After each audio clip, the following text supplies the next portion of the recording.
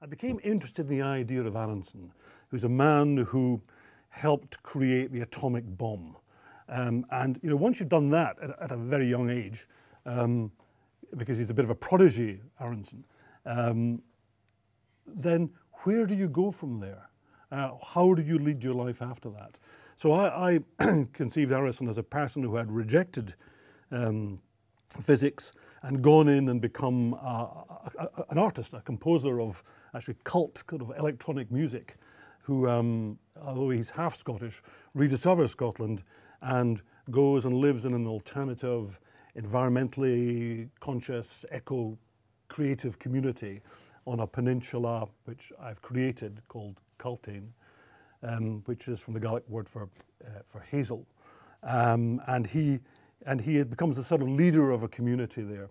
And then this came along, so where's the excitement? Well, this community becomes endangered, and where does the danger come from? It's going to be turned into a super quarry, which just comes from a knowledge of Scottish current affairs, because that was what was going to happen to Harris. And how does this get found out? Well, what do I know about? I know a bit about journalism. So the person who discovers Aronson's secret past as a maker of atomic bombs and travels to Cultane into this community of creative and artistic people, he's a journalist. So that's how it comes together. I'm an old man now. I don't suppose I'll be doing this much longer, but I just can't shake off the habit of trying to change things, of wanting to do what I see as right. It's a tiresome habit I inherited from my parents. Armour averted his eyes from the old man's gaze. Ha! I can see you think I'm bonkers, but you must admit that planting trees is harmless. I can tell you, my young friend, that once you've built a nuclear bomb in the belief that you're saving civilization, you learn to be very careful about doing the right thing. Doing the right thing, harming nobody. Of course, it's hopelessly utopian, but I, for one, don't want another scorched human being on my conscience. It was the first time Aronson had actually admitted to him that he did have the Hiroshima dead on his conscience, but Armour remained silent. He kept his eyes fixed to the young trees, listening to the wind and waiting for further revelations. At last, the old man spoke again. Has it ever struck you, Armour, that our species is very lucky in the way that each of us is fully conscious of the fact that we must die? Well, I suppose that makes us unique, the fact that we are conscious of our consciousness. But I'm not sure contemplating our certain death makes us lucky. Surely it makes us fearful, suspicious, gullible, religious. Ah, Armour, I applaud your rationalism, but look at the drive for creativity that our certainty of destruction brings. He waved an arm extravagantly towards his trees. This living, self-regenerating organism that I've planted will remain when you and I are forgotten and all our other works of hand and brain are long forgotten. A look of triumph lit up the old man's face. In 100 years, it will look as if the human race had never set foot here. It'll be like the world anew, a better world before the time of mankind. Aronson's bucolic fantasy of a planet without people irked Armour. He now knew more about the Manhattan Project than he had done when he first interviewed the old man. There was a question he should have asked him then, and he felt goaded into demanding an answer now. When we spoke a couple of weeks ago, you mentioned Joseph Rotblat. Aronson turned to stare at Armour as if he knew what was coming. Rotblat left the Manhattan Project when it became clear that the Nazis didn't have a bomb and were almost beaten. Why did you stay on with Oppenheimer? Nobody ever thought the Japanese had a bomb.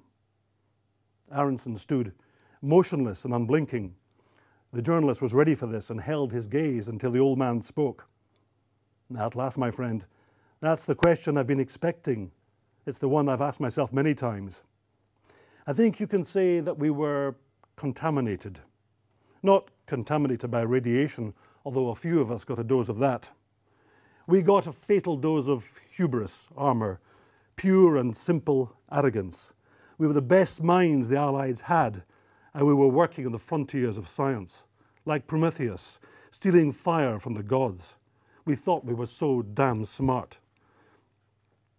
Yes, arrogance. We were blinded by the brilliance of what we were achieving. The politicians and the military gave us everything we demanded. They wanted a big stick to shake at the Soviets. As for us, the so-called geniuses, God help us, we were horribly fascinated to see what would happen when the bombs fell. I met an old man who was born in this croft, he said, his eyes shining with the pleasure of drinking beer and telling a well-loved story.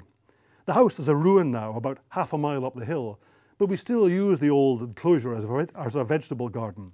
Anyway, he told me that after a storm one winter, his grandfather found a wooden barrel washed up on the shore. It had writing on it, but he couldn't read it because it was in Dutch. However, he jaloused that it was a liquor barrel and it was full, so he rolled it away to a hiding place among the rocks. That evening he went back to the hiding place with an awl and a bucket and bored a hole in the barrel. And what was it? Pure Ginevra, Dutch gin.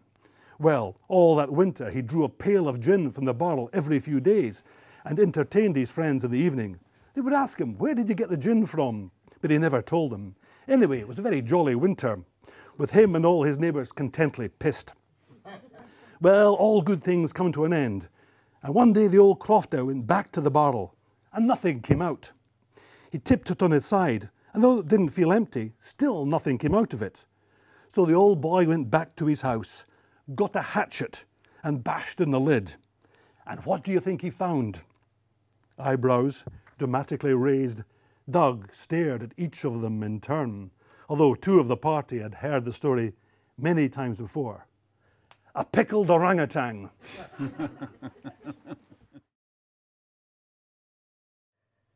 The other thing that's interested me, I've done a couple of reviews and just people speaking about it. I've heard this phrase several times, that it's a book about the people who worked on the atom bomb, which strikes me as amazing because I didn't think it was about that at all. I thought it was about creativity. I thought it was about what impels you to make anything. Well, the book is called A Fire in the Head, and a fire in the head, in my way of thinking, is an idea or a philosophy or a passion or an obsession that takes your mind over. And all sorts of people have fires in the head in this. Firstly, the terrible desire to defeat Nazi Germany using an atom bomb, but also the fire ahead of people in this creative community who are artists and writers and musicians. And also the fire in the head that actually prompts people in the book to move into the area of ecoterrorism as a last kind of ditch response to a world that they think has gone, completely mad. A capitalist-driven, environment-destroying way of life in which people feel alienated from and powerless to do something about. At some very, very fundamental level, within that quite often they can't even quite grasp themselves. Yes, yeah. I seriously was so pleased. When a friend writes a book, you're always kind of slightly worried, like, oh no, what if I don't like it? I think it's one of the best books I've read this year. I think it's a truly, truly, really good book. Incredibly well written, and I'm very, very jealous.